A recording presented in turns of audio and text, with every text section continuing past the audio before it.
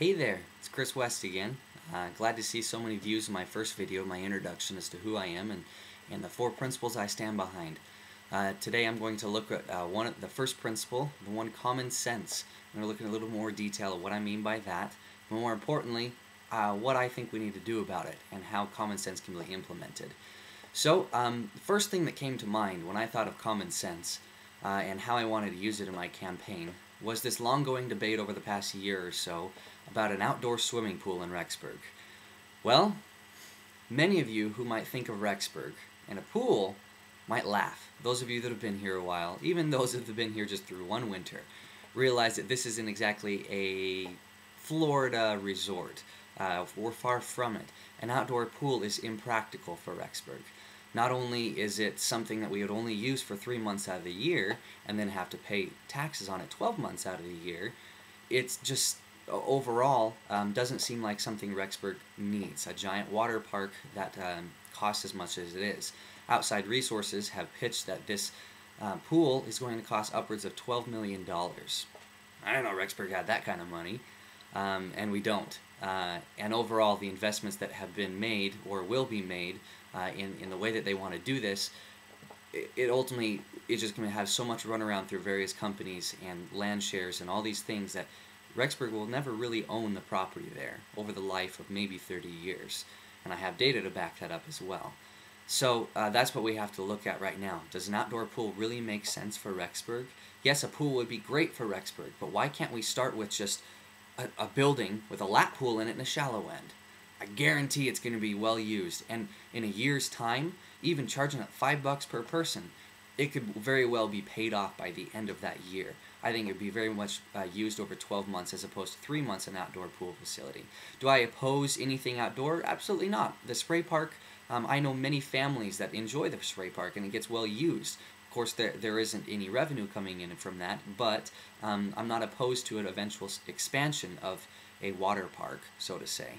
But let's start with something indoors, something that we can use year-round. Make it economical to do so, because an outdoor pool just doesn't make sense, for one, but also, how are we supposed to pay it off when you only get to use it for 3, maybe 4 months out of the year?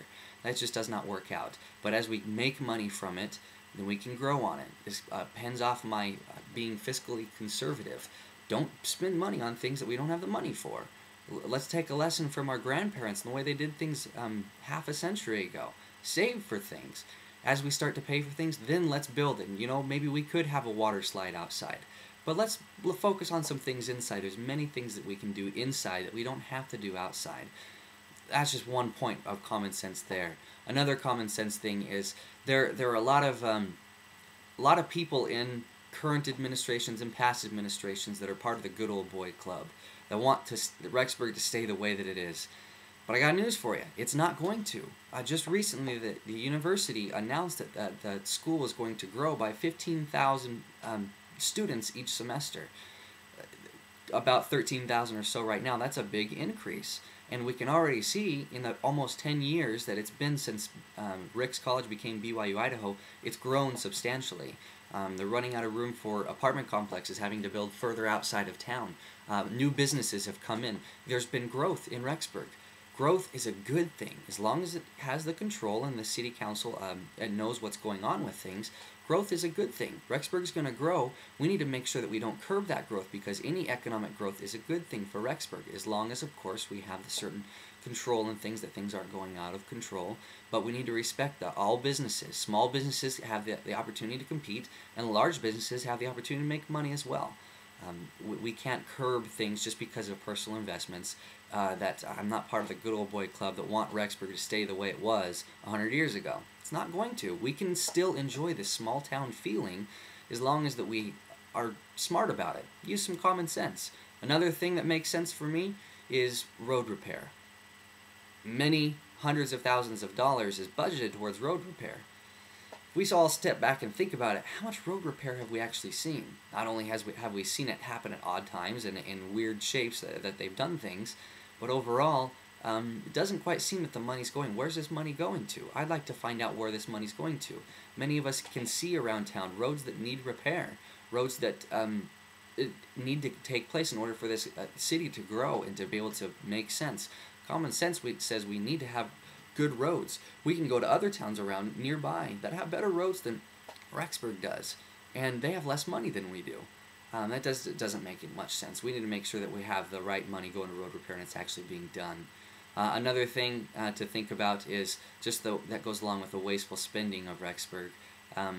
Common sense says, do we really need an old theater right in the middle of town? Speaking of the Westwood Theater, I think a private business could have done a lot better. Mayor Larson said, well, we don't want to have just another a building being occupied by an alarm company, so the city's going to take it. Well, yeah, I don't really like the alarm companies either, but you know what? I bet they could have made it look nicer. I bet they could have done something in the however many years that the city has owned it, besides it just letting sit there. We could have definitely well spent our money in better places, because not much has happened to that theater since the city has bought it.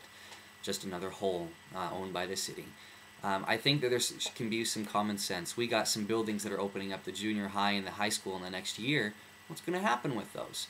We got to think about things here, but use our heads. Common sense says that the city's growing, and we need to allow the growth to happen. Of course, we need the control that comes along with that, but there are many things that go on in this city that go, it just doesn't make sense. Let's use our heads here a little bit. Let's think about this. What can we really do to use common sense and just take a step back? I'm not a politician. I'm a public servant. I want to be sure that this city grows in the right way and that we're using our heads in the right manner. So if you vote for me on the city council, I'll be sure to use common sense. I will come to you guys, the silent majority, the majority of this town that wants to have things one way, and we'll talk about it. I mean, it has to make sense to do any of these things.